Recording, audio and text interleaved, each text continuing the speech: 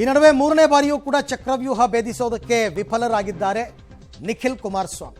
ಮಂಡ್ಯ ರಾಮನಗರ ಬಳಿಕ ಈಗ ಚನ್ನಪಟ್ಟಣದಲ್ಲೂ ಕೂಡ ಸೋಲು. ದೇವೇಗೌಡರು, HDK, ಬಿಜೆಪಿ ನಾಯಕರು ಎಲ್ಲರೂ ಕೂಡ ಹೋಗಿದ್ರು, ಅವರ ಪರವಾಗಿ ಪ್ರಚಾರ ನಡೆಸಿದ್ರು. ಒಲ್ಲದ ಮನಸ್ಸಿನಿಂದಲೇ ನಾನು ಸ್ಪರ್ಧೆ ಮಾಡ್ತಾ ಇದ್ದೀನಿ, ಇದು ನಮ್ಮ ಪಕ್ಷಕ್ಕೂ ಅನಿವಾರ್ಯ ಅನ್ನುವಂತಹ ಹೇಳಿಕೆಯನ್ನ ನಿಖಿಲ್ ಕೊಟ್ಟಿದ್ರು. ಆದರೆ ನಿಖಿಲ್ ಮೂರನೇ ಬಾರಿಗೆ ಸೋತ ನಂತರದಲ್ಲಿ ಈಗ ಹಲವಾರು ರೀತಿಯ ವ್ಯಾಖ್ಯಾನಗಳು ಅಲ್ಲಿ ಆಗ್ತಾ ಇದೆ. ಹಿನ್ನಡೆಗೆ ಕಾರಣಗಳನ್ನ ಈಗ ಹುಡುಕೋದಕ್ಕೂ ಕೂಡ ಮುಂದಾಗಿದ್ದಾರೆ. ಈಗ ಕಾಂಗ್ರೆಸ್ ಅವರ ಗೆಲುವಿಗೆ ಕಾರಣ ಏನು ಅನ್ನೋದನ್ನ ಹೇಳ್ಕೊಂಡ್ಬಿಟ್ಟಿದೆ. ಆದರೆ JDS ನಲ್ಲಿ ನಿಖಿಲ್ ಕುಮಾರಸ್ವಾಮಿಗೆ ಈ ರೀತಿಯಾದಂತಹ ಸೋಲಿನ ನಿರೀಕ್ಷೆ ಮಾಡಿರಲಿಲ್ಲ. ಆಕ್ಚುಲ್ ಆಗಿ ಯೋಗೇಶ್ವರ್ ಏನ್ ಲೀಡ್ ಅನ್ನ ತೆಗೆದುಕೊಳ್ತಾ ಇದ್ದಾರೆ, ಈ ಲೀಡ್ ನ ನಿಖಿಲ್ ಪರವಾಗಿ JDS ಎಕ್ಸ್ಪೆಕ್ಟ್ ಮಾಡ್ತಿತ್ತು. 20-25 ಅಂತರದಲ್ಲಿ ನಾವು ಗೆಲುವನ್ನ ದಾಖಲು ಮಾಡ್ತೀವಿ ನೋಡಿ ಅಂತ. ಆದ್ರೆ ಆ ರೀತಿ ಆದ ಹಾಗೆ ಕಾಣಿಸ್ತಾ ಇಲ್ಲ. ಚನ್ನಪಟ್ಟಣದಲ್ಲಿ ನಿಖಿಲ್ ಹಿನ್ನಡೆಗೆ ಒಂದಷ್ಟು ಕಾರಣಗಳು ಕೂಡ ಸಿಗ್ತಾ ಇದೆ. 2 ಬಾರಿ ಸೋತಿರುವ CPIಗೆ ಒಂದು ಅನುಕಂಪ ಸಿಕ್ಕಿದೆ. 2 ಕಡೆ ಸೋತಿರುವ ನಿಖಿಲ್ಗೆ ಆ ಅನುಕಂಪ ಸಿಕ್ಕಿಲ್ಲ.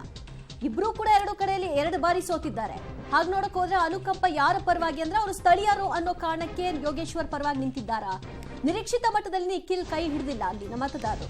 ತಾತ, ಅಪ್ಪ, ದೋಸ್ತಿ ನಾಯಕರು ಪ್ರಚಾರವನ್ನ ನಡೆಸಿದ್ರು. ನನ್ನ ಮೊಮ್ಮಗನ ಗೆಲುವಿಗಾಗಿ ನಾನು ಇಲ್ಲೇ ಇರ್ತೀನಿ ಅಂತ ದೇವೇಗೌಡರು ಕೂಡ ಹೇಳ್ಕೊಂಡಿದ್ರು. ಬಹಳಷ್ಟು ಪ್ರಾಜೆಕ್ಟ್ಗಳನ್ನ ತರ್ತೀನಿ ಅನ್ನುವಂತಹ ಭರವಸೆಯನ್ನು ಕೂಡ ಕೊಟ್ಟಿದ್ರು. ಇದು ಯಾವುದು ಕೂಡ ವರ್ಕೌಟ್ ಆದ ಹಾಗೆ ಕಾಣಿಸ್ತಾ ಇಲ್ಲ. ಎಲ್ಲೋ ಒಂದು ಕಡೆಯಲ್ಲಿ ಚನ್ನಪಟ್ಟಣವನ್ನ ಬಿಟ್ಟು ಮಂಡ್ಯಕ್ಕೆ ಕುಮಾರಸ್ವಾಮಿ ಅವರು ಹೋದ ಸಂದರ್ಭದಲ್ಲಿ ಆಗ್ಲೂ ಕೂಡ ಹೇಳ್ತಾ ಇದ್ರು, ಬೇಡ ನೀವು ಚನ್ನಪಟ್ಟಣ ಬಿಟ್ಟು ಹೋಗ್ಬೇಡಿ, ನೀವು ಮಂಡ್ಯಕ್ಕೆ ಹೋಗ್ಬೇಡಿ ಅಂತ. ಅದು ಎಲ್ಲೋ ಒಂದ್ ಕಡೆ ಡ್ಯಾಮೇಜ್ ಮಾಡೋದಕ್ಕೆ ಕಾರಣವಾಗಿರಬಹುದಾ? ಇವರು ಗೆದ್ದ ನಂತರದಲ್ಲಿ ಬಿಟ್ಟು ಹೋಗ್ತಾ ಇರ್ತಾರೆ ಅಂತ. ಈ ಕಾರಣಗಳನ್ನ ಈಗ ಸದ್ಯ ಲೆಕ್ಕ ಹಾಕಲಾಗ್ತಾ ಇದೆ. 2 ಬಾರಿ ಸೋತಿರುವಂತಹ ಯೋಗೇಶ್ವರ್ ಪರವಾಗಿ ಮತದಾರರು ನಿಂತಿದ್ದಾರೆ. ಆದ್ರೆ 2 ಕಡೆಯಲ್ಲಿ ಸೋತಂತಹ ನಿಖಿಲ್ ಪರವಾಗಿ ಆ ಅನುಕಂಪ ನಿಂತಿಲ್ಲ.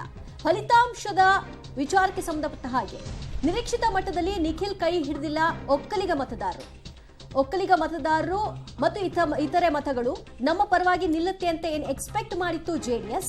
ಅಲ್ಪಸಂಖ್ಯಾತ ಮತಗಳು ನಮ್ಮ ಪರವಾಗಿ ನಿಲ್ಲಲ್ಲ ಅನ್ನುವಂತಹ ಕ್ಯಾಲ್ಕುಲೇಷನ್ ಇದ್ರೂ ಕೂಡ ಅಲ್ಲಿ ದೇವೇಗೌಡರು ಹಲವಾರು ಮುಖಂಡರುಗಳನ್ನ ಅಲ್ಲಿ ಭೇಟಿ ಮಾಡಿದ್ರು. ಮುಸ್ಲಿಂ ಸಮುದಾಯದ ನಾಯಕರುಗಳನ್ನ ಭೇಟಿ ಮಾಡಿ JDSಗೆ ವೋಟ್ ಹಾಕಿ ಅಂತ ಮನವಿ ಕೂಡ ಮಾಡ್ಕೊಂಡಿದ್ರು.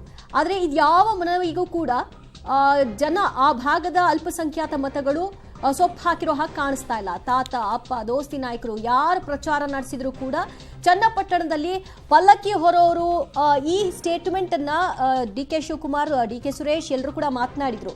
ಅಂದ್ರೆ ಇಲ್ಲೇ ನಮ್ಮ ಹೆಣ ಉಳೋದು, ಇಲ್ಲೇ ನಮ್ಮ ಒಂದು ತೇರು ಹೋಗೋದು ಇತ್ಯಾದಿ ವಿಚಾರಗಳನ್ನ ಪ್ರಸ್ತಾಪ ಮಾಡಿದ್ರು. ಸೊ ಹಾಗಾಗಿ ಸ್ಥಳೀಯ ಅನ್ನುವಂತಹ ವಿಚಾರವನ್ನ ಇಲ್ಲಿ ಗಮನಿಸಿದ್ದಾರಾ?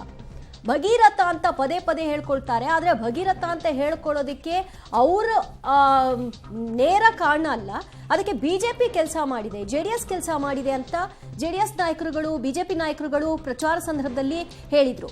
ಆದರೆ ನಿಜವಾದಂತಹ ಭಗೀರಥ ಅಂತೇನಾದ್ರೂ ಯೋಗೇಶ್ವರನ್ನ ಕನ್ಸಿಡರ್ ಮಾಡಿದ್ದಾರಾ? ಹಲವಾರು ರೀತಿಯಾದಂತಹ ಲೆಕ್ಕಾಚಾರಗಳು ಇಲ್ಲಿ ಮನೆ ಮಾಡಿದೆ. ಬಟ್ ಎಲ್ಲದಕ್ಕಿಂತ ಹೆಚ್ಚಾಗಿ ಮಮತಾ ಇಲ್ಲೇನಾಗಿದೆ ಅಂತಂದ್ರೆ 3ನೇ ಸ್ಥಾನವನ್ನ ಕಾಂಗ್ರೆಸ್ ಯಾವಾಗ್ಲೂ ಪಡ್ಕೋತಾ ಇತ್ತು ಚುನಾವಣೆಯಲ್ಲಿ. ಅಲ್ಲಿ ಅಸ್ತಿತ್ವನೇ ಇರಲಿಲ್ಲ ಕಾಂಗ್ರೆಸ್. 3ನೇ ಪ್ಲೇಸ್ ಹೋಗಿದ್ರು HM ರೇವಣ್ಣ ಅವರು. ಅಂತ ಸಂದರ್ಭದಲ್ಲೂ ಕೂಡ